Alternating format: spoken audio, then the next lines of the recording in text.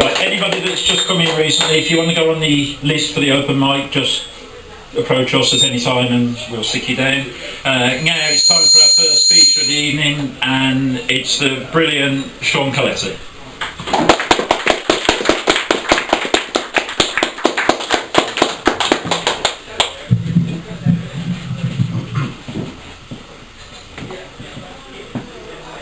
Yesterday, your dog died. And today, left brain and right brain will not shut up about it. Right brain sits in the back of your head, crouched down in the fetal position, addressing nobody in particular. Oh, why did this have to happen to us?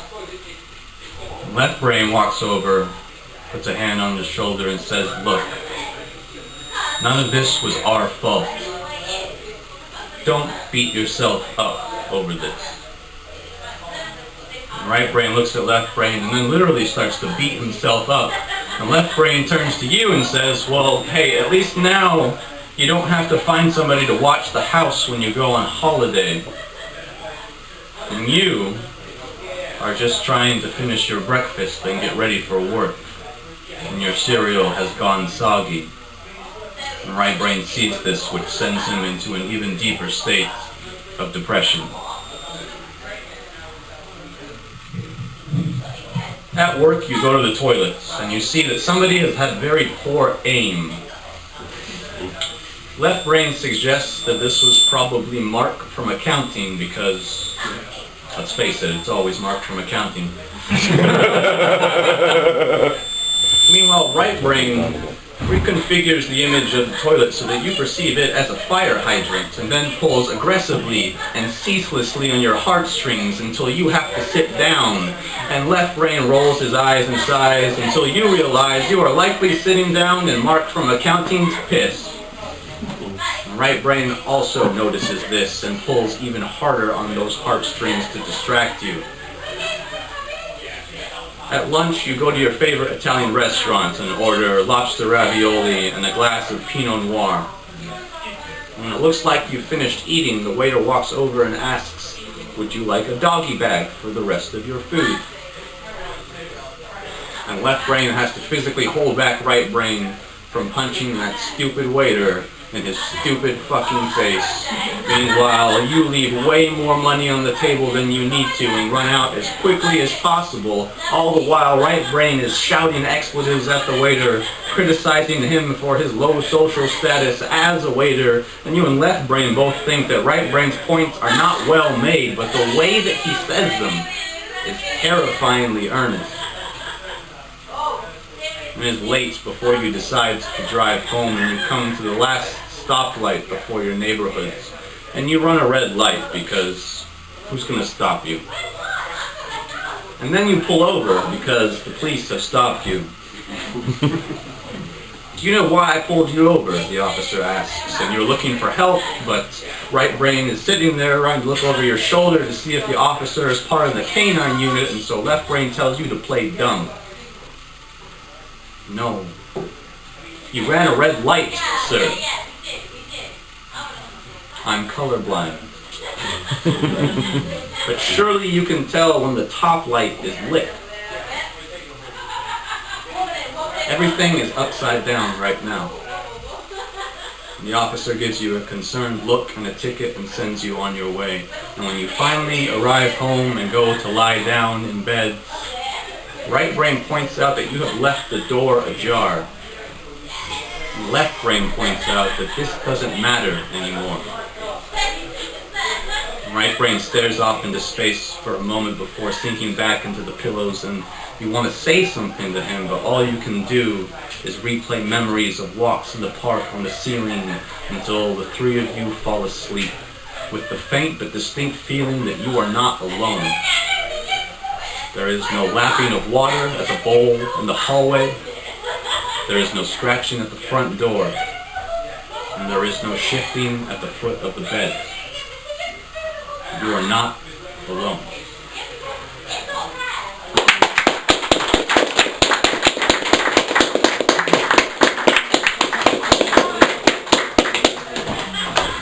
Thank you.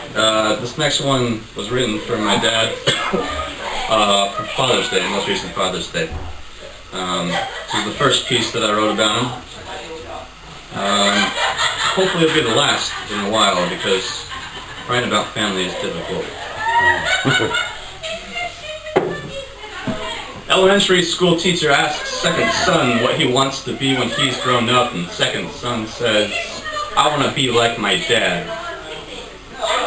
Father comes home from work and watches basketball. Second son comes home from school and watches father watching basketball. Father yells at TV. Second son yells at TV but does not know why. At halftime, second son asks father if he can sign him up for basketball in the summer. And that summer, father watches second son play basketball. In the fall, father gets the family a pet Labrador. Middle school teacher asks second son what he wants to be when he's grown up. Second son says, "I want to be a veterinarian." For years, father helps second son with math homework. Father does not help first son with math homework, because first son is smarter than second son, especially when it comes to math.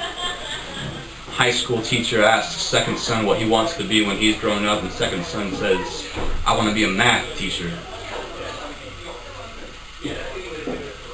Father has to have open heart surgery and takes up long distance running shortly after. First son takes up cross country to stay physically fit. Second son takes up cross country because he needs to be better than first son at everything. Father leaves work and watches first and second son run cross country together. After the meet, father wishes he had run cross country in high school, not to avoid open heart surgery later in life, because all the women are hot. Second son is not bothered at this, because one, second son knows that father loves mother, and two, goddammit, he's right. Second son starts listening to heavy metal. Second son buys tickets to first metal gig, Queensryche opening for Judas Priest. Second son is old enough to go by himself, but he still asks if father wants to come. And after 2 beers, father cheers. And after 5 beers, father somehow knows every words to every Judas Priest song. And second son thinks beer must be magic. Father buys second son first beer. And beer is magic. Mother and father tell first son and second son that if they ever drink too much, just call them for a ride home, and they will come and pick them up. So, soon after, second son drinks too much and calls father. When father arrives, he asks second son, "Are you drunk?" And second son says, "Yes." And then second son pauses for a moment and asks father, "Are you high?" And father says, "Yes." Father and second son agree to never tell mother about this.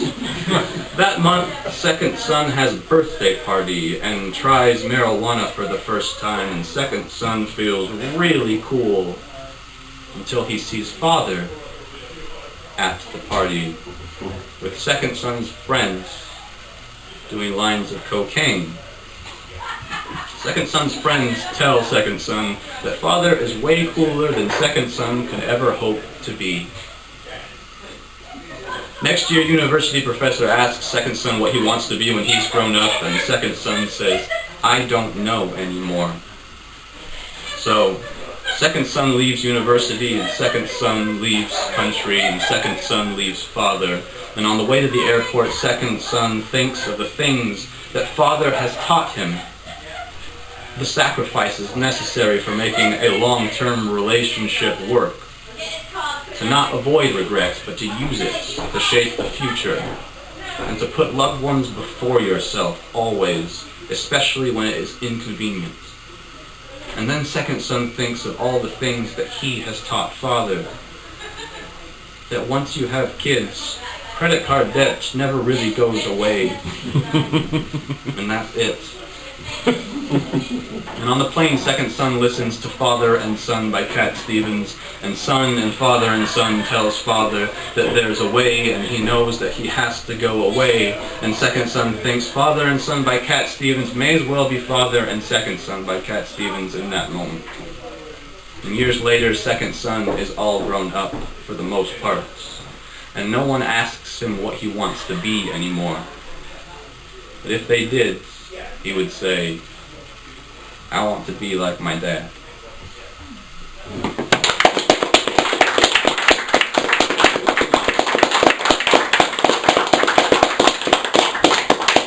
Alright, I just got one more. I want to thank Clive and Nick for bringing me here. Clive in particular had very kind words to say about one of my most recent poems, so I'm going to do that to finish off. It's a very personal one to me. It's ideally utilizes audience participation, but I'm not going to put you through that tonight, so I'll take care of this myself. This is more or less a breakup poem. It uses a refrain from a Notorious B.I.G. song, which is kind of especially a problem for me because I grew up in California, and you're supposed to listen to Tupac and hate Notorious B.I.G., but it is what it is. His song is called I'm Going Back to Cali, and that's basically the chorus. I'm going back to Cali, Cali. I'm not going back to Cali, Cali.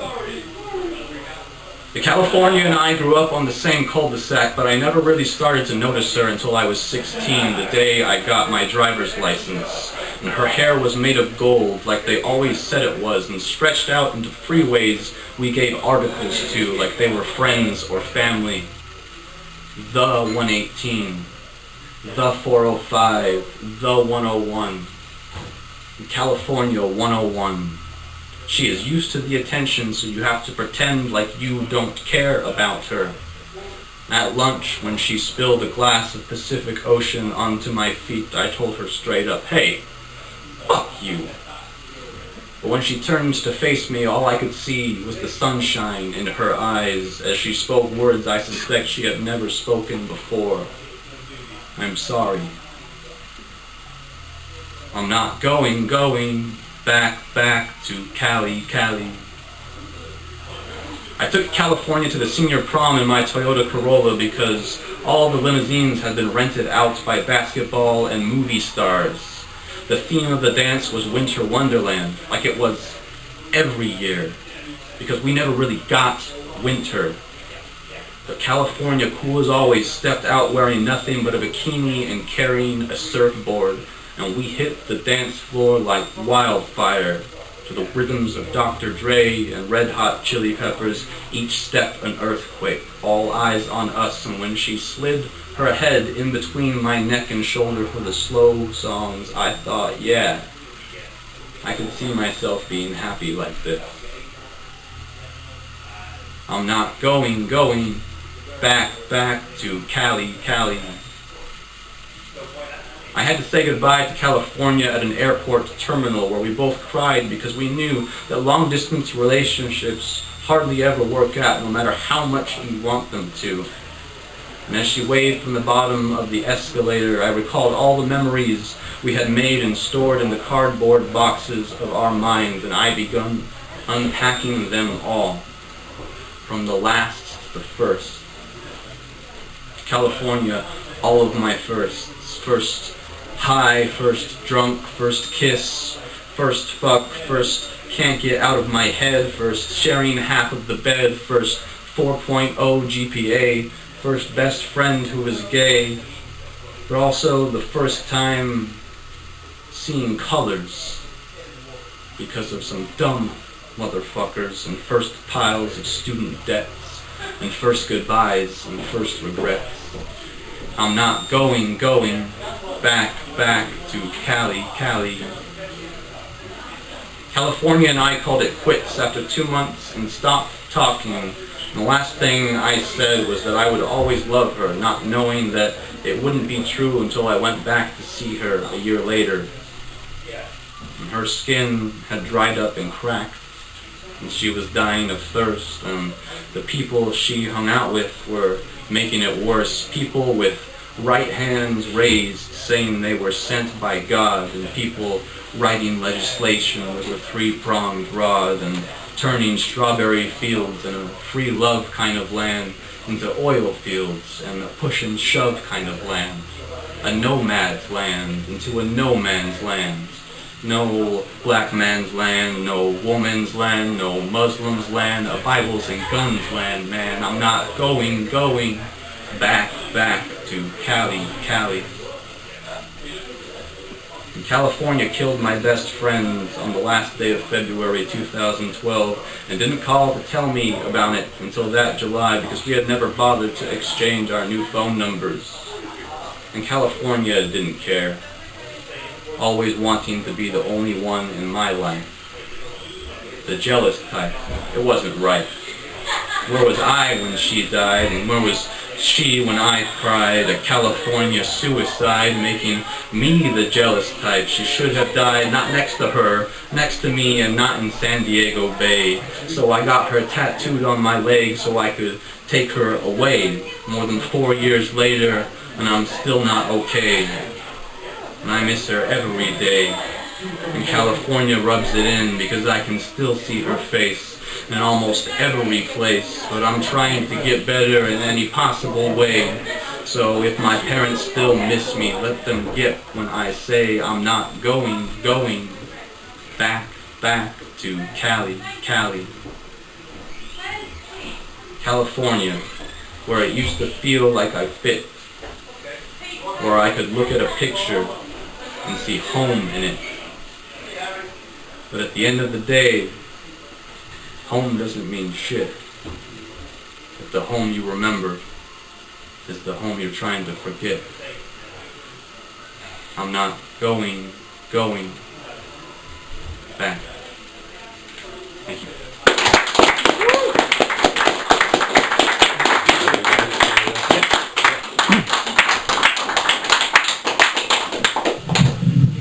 Well, you could all give that once again for Sean Colleti there, folks. Absolutely amazing.